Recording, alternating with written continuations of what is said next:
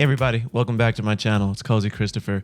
Today we're going to be talking about the Instinct Pro. And now you saw about a week or so ago that I did a video on the extreme rate customizable Xbox controller and a lot of the features that they have there, right? And that is going to be your budget options for your customized controllers, and I would definitely say that a lot of people should consider that as a real option, as a viable option from a custom standpoint, because that is an awesome product and they make a lot of awesome accessories and other like little really neat kits.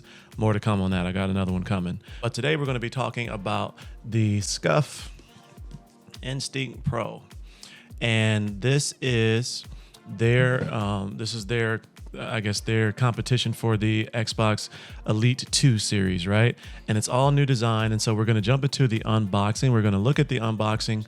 We're going to go through that, and then we're going to look at the controller. One really cool, unique thing that I'm not sure if this is the case because this is the only one that I have, but you'll see in a second that that's my controller. And so I'm wondering from some of you in the comments, if you have one of these controllers, let me know if your box was that or if it looked like the controller that you actually ordered, because I thought that was really cool and I actually just noticed that. And so let's jump into the unboxing, and then from there we're going to talk about the controller.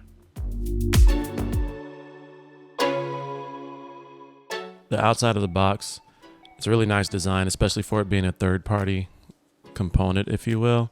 But the box will have all of the item information about the controller, what each button is on the backhand side, as well as information on the top hand side as far as what it's compatible with.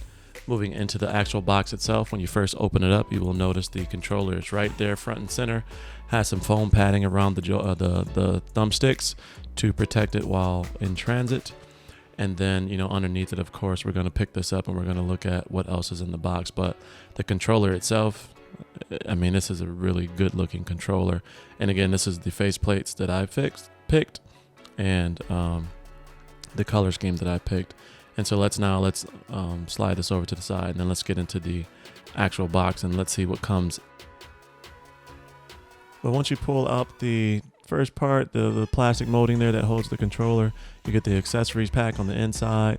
Now this cable that they send with it matches the highlight color of your controller. And again, this is my first Scuf controller, so I don't know if this is common practice, but this cable has the same color orange on the end of it, and this is a really, really nice high quality braided USB-C to USB-A cable.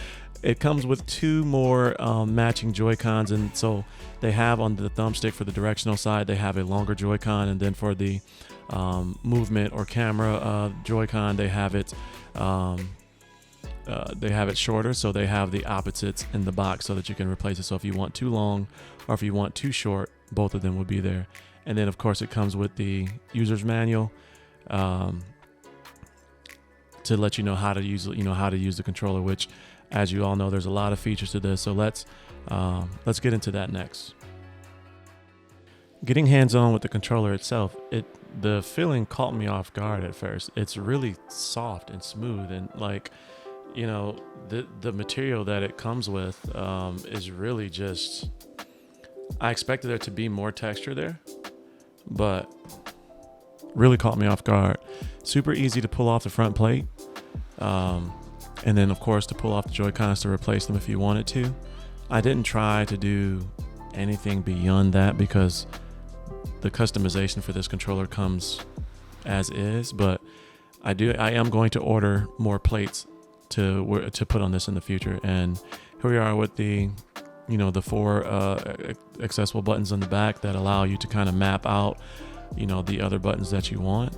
The controller itself feels really high quality, and that grip surprises you how nice it is. I mean, it's a really nice grip, and when you're holding it, it makes all, you can definitely tell the difference between the grip and on this one and the stock Microsoft controller.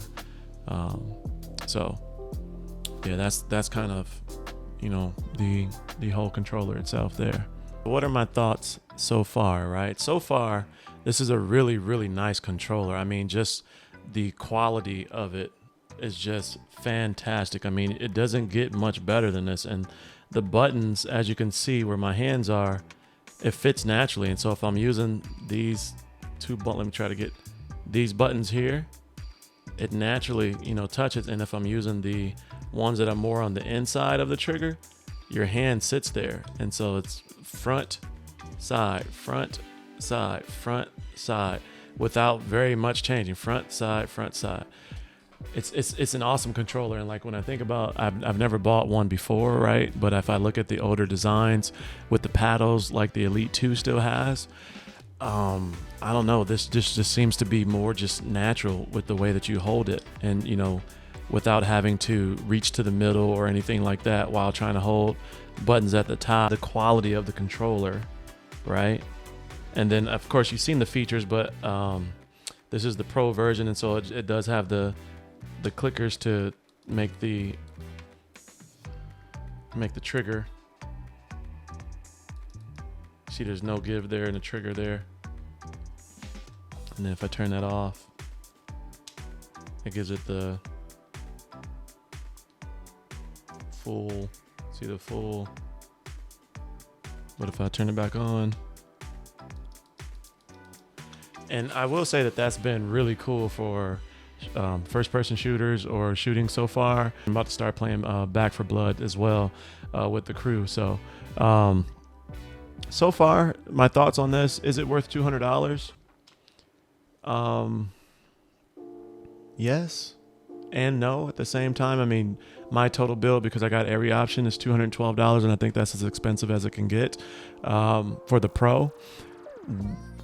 Would I buy it again? Yes. Do I think that everyone needs it? No. And the reason is because if you are a mediocre gamer, then you're going to still be a mediocre gamer, just with a better tool.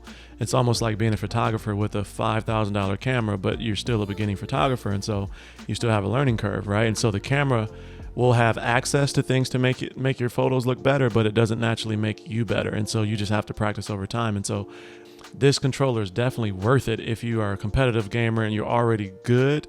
And if you are a mediocre, okay gamer and you want to kind of start taking it serious and get better, then yeah, it's definitely a great tool. But I don't want people to have the impression that if I go and spend $200 on this controller, I'm automatically going to be better, and that those features are automatically going to make me better. And that's not the case. And so, but outside of that, the actual tool itself is phenomenal, and I definitely think it's worth $200.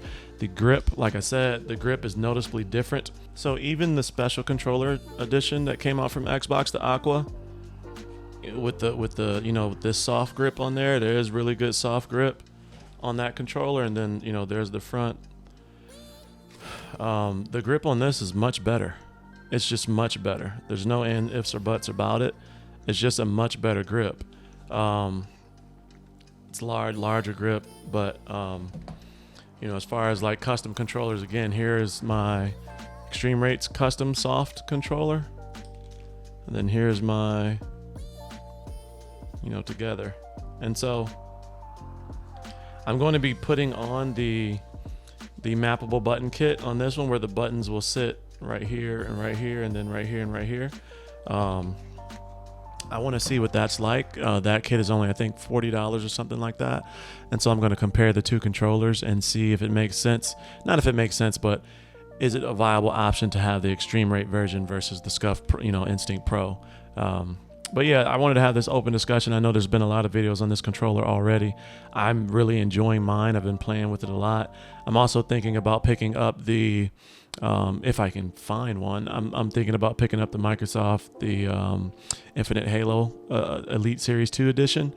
I haven't used an Elite Series controller either, but I'm loving this one. I'm wondering if those paddles are going to be weird for me now that I've gotten used to using this.